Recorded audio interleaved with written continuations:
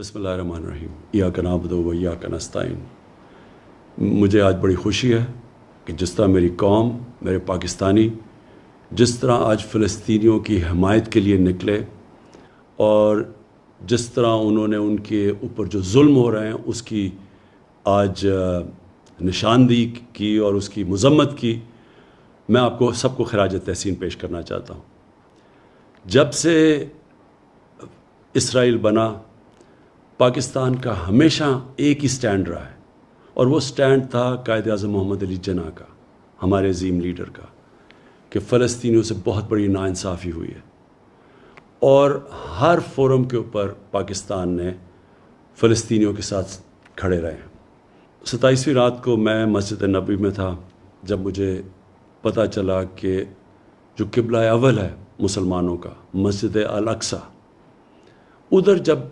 27वीं की मुक़द्दस रात को लोग नमाज़ पढ़ रहे थे, जो इसराइल की पुलिस है उसने उनके ऊपर तशद्दुद किया। और साथ साथ फिर ये इसी चीज़ का भी इल्म हुआ कि जो फ़लस्तीनी फैमिलियाँ 70 साल से अपने घरों में रह रही थी, कई फैमिलीज़ को इसराइली सेटलर्स ने उनको घरों से निकाल दिया। इसकी वजह से एक नया इंतशार शुरू हो गया और फिर जो गाज़ा के ऊपर जिस तरह की बमबारी की गई, दुनिया की सबसे ताकतवर तरीन फ़ौज है,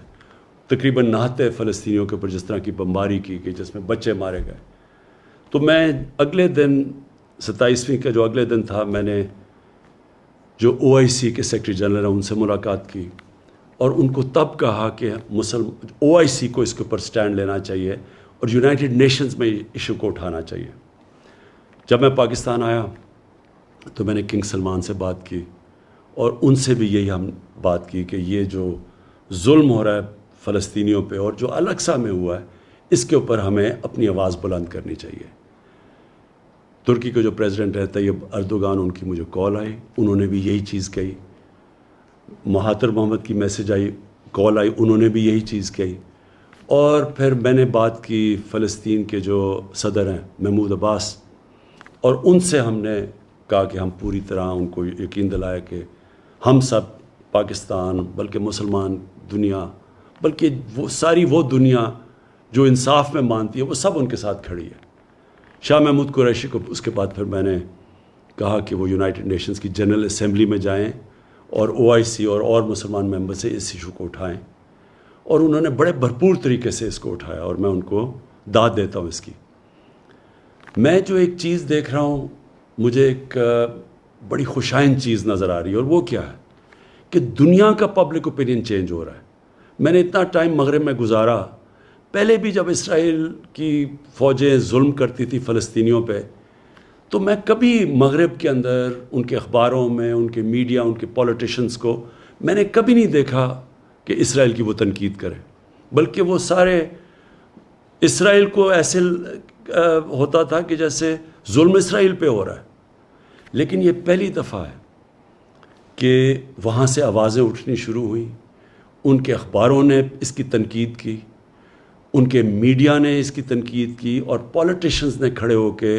कभी मैंने समझता था कि अमेरिका में वो इसकी इसराइल की तनकीद करेंगे और मगरबी ममालिक में। इसकी ये जो पब्लिक ओपिनियन तब्दील हुआ है, इसकी एक बहुत बड़ी एक और वजह है सोशल मीडिया। मेन मीडिया अगर कोई रिपोर्ट को रोकता भी है, कोई सेंसर भी करता है, तो सोशल मीडिया पे एक ऐसी फोर्स आ गई है कि उससे अब कोई भी कम्युनिकेशन और न्यूज़ को रोक नहीं सकता।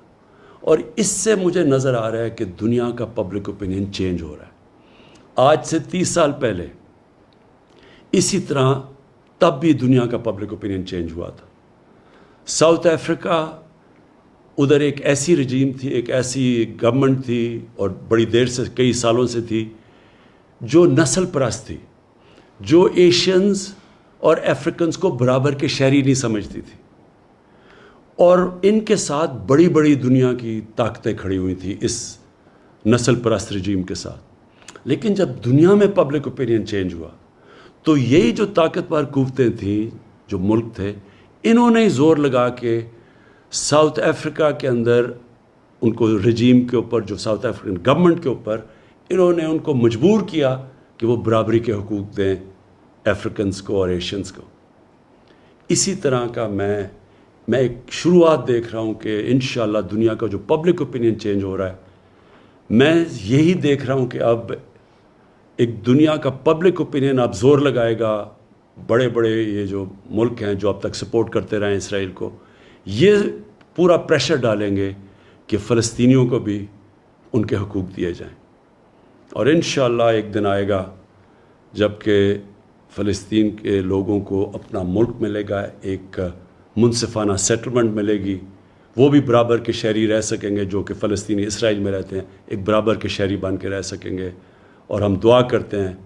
کہ وہ دن جلدی آئے. پاکستان پائندہ باد.